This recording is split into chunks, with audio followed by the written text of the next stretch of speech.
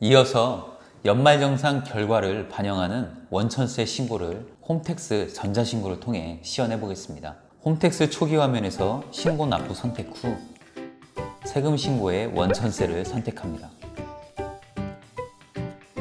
정기신고 작성을 선택하여 기본정보 입력창을 보면 귀속연월을 2021년 2월로 선택하고, 혹시 귀속연월과 지급연월이 같지 않은 사업장에서는 귀속연월과 지급연월이 동일한 원천세 신고서를 따로 하나 만들어서 신고해야 합니다. 사업자 등록번호 입력 후 확인 버튼을 누릅니다.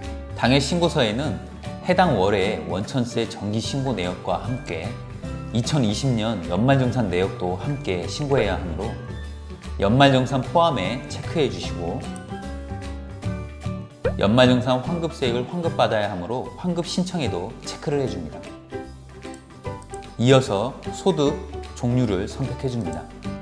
당해 사례는 근로소득만 있는 것으로 가정하여 선택하겠습니다.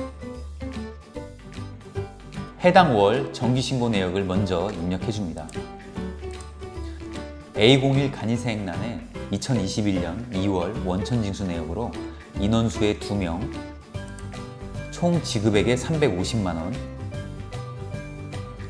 소득세 등의 9,780원을 입력해주면 되겠습니다. 정기신고분을 모두 입력했으면 다음은 2020년 연말정산 결과를 신고서에 반영해줍니다. A공사 연말정산 합계란 인원수는 연말정산을 한 인원 2명을 기재하고요. 총 지급액은 두 선생님의 지급명세서상 2020년 총급여 합계를 넣어줍니다. 2,450만원을 입력하고,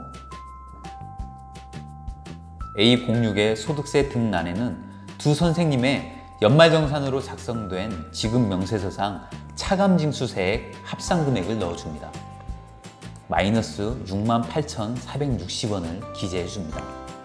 여기까지 원천징수 내역과 연말정산 내역을 입력해 보았습니다. 보시는 것처럼 당월에 납부해야 할 간이세액 9,780원과 연말정산 환급금 마이너스 68,460원이 통산되어 가감계에는 마이너스 58,680원이 계산되는 것을 알 수 있습니다. 이 58,680원을 이제 환급 신청을 해야 하는데요. 화면을 쭉 밑으로 내리시면 환급 조정 및 신청세액란이 있습니다. 여기서 58,680원을 환급받을 경우에는 21번 환급 신청액란에 58,680원을 입력해 주셔야 하고, 이달에 환급받지 않고 다음 달로 넘겨 다음 달 납부할 세액에서 차감 처리하려고 하신다면 환급 신청액란에 금액을 입력하지 않으시면 됩니다. 그런데 저희는 환급 신청을 하려고 기본사항에서 환급 신청에 체크를 했던 거 기억하시죠? 환급 신청에 체크를 했는데 만일 환급 신청액란에 금액을 하나도 쓰지 않는다면 이렇게 경고창이 뜨게 됩니다. 이 부분도 많이 여쭤보는 부분 중에 하나입니다. 기본사항에서 환급 신청을 했다면 환급 신청액란에는 당연히 환급받을 금액이 입력되어야 하고, 기본사항에서 환급 신청을 하지 않은 경우에는 다음 달로 2월 처리를 할 수 있는 것이죠. 이번 사례에서는 환급 신청을 해보겠습니다. 다음 특정 소득에 대한 부표 입력 화면이네요. 해당하는 소득이 없을 경우에는 역시 그냥 저장 후 다음 이동 버튼을 눌러주시고요. 아무것도 선택하지 않았기 때문에 부표 작성 화면이 안 뜨네요. 역시 저장 후 다음 이동 버튼을 눌러줍니다. 다음은 원천징수세액 환급신청서 부표 입력 화면입니다. 환급 신청액이 발생하게 된 그 근거 자료를 입력하는 화면이라고 할 수 있습니다. 한번 작성해 보겠습니다. 환급세액은 2021년 2월 귀속분 원천세 신고 내역에 A공사에서 발생한 것이죠. 그러면 소득의 종류는 근로소득을 선택하고, 귀속연월은 2021년 2월, 지급연월도 2021년 02월, 코드는 연말정산 입력 부분 코드인 A04를 선택합니다. 연말정산한 인원은 2명이었고 소득 지급액은 역시 이 선생님과 박 선생님의 총 급여 합계 2,450만 원을 입력하고, 가장 헛갈리는 부분은 바로 이 결정세액과 기납부세액을 입력하는 화면인데요. 어려울 게 없는 것이 결정세액은 이미 작성해 놓은 이 선생님과 박 선생님의 근로소득 지급 명세서에 72번 결정세액 합계를 입력하는데 둘 다 0원이었죠. 그러니까 0원을 입력하고 기납부세액도 역시 두 선생님의 지급명세서 74번 주현 근무지 기납부세액의 합계를 입력해 주시면 됩니다. 역시 이 선생님만 68,460원이 있었으므로 그 금액을 입력해 주시면 됩니다. 그러면 이렇게 차감세액과 환급 신청액이 자동으로 계산됩니다. 그런데 위에 보시면 환급 신청액이 58,680원인데 방금 부표상 환급 신청액은 68,460원이 적혀 있죠.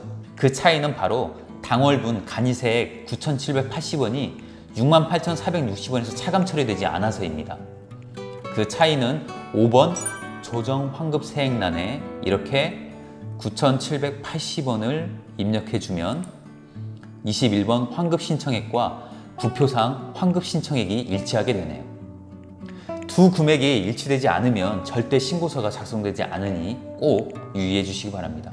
다 끝난 줄 알고 이렇게 신고서 작성 완료를 누르면 어김없이 신고서 제출이 되지 않고 경고창이 하나 뜹니다. 기납부세액 명세서를 입력하라고 하네요. 그럼 기납부세액 명세서 작성 버튼을 눌러줍니다. 기납부세액 명세서는 기납부세액이 발생한 내역을 모두 입력해주는 화면인데 원천징수 신고납부 현황에는 2020년 원천징수세액을 신고납부했던 내역 모두를 입력해야 합니다. 기속연월 6월부터 12월까지 7달 동안의 원천징수 현황을 7줄 모두 입력해 주어야 합니다.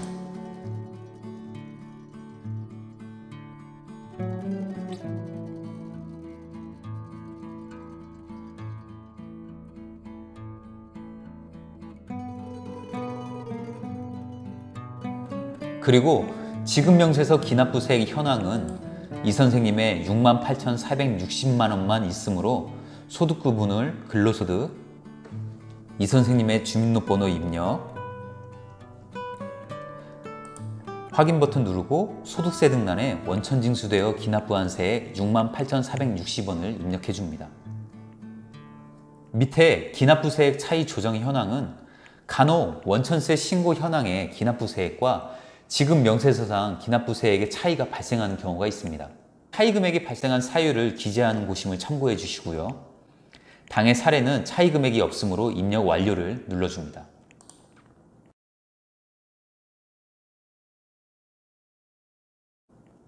이렇게 해서 신고서가 모두 작성되었으므로 신고서 작성 완료 버튼을 눌러줍니다. 여기까지 해서 연말정산을 하며 근로소득 지급명세서를 작성하여 전자제출하는 방법과 연말정산 내용을 반영하여 원천세 신고를 하기까지 알아보았습니다. 그럼 다음 사업소득, 기타소득 편에서 다시 만나 뵙겠습니다. 감사합니다.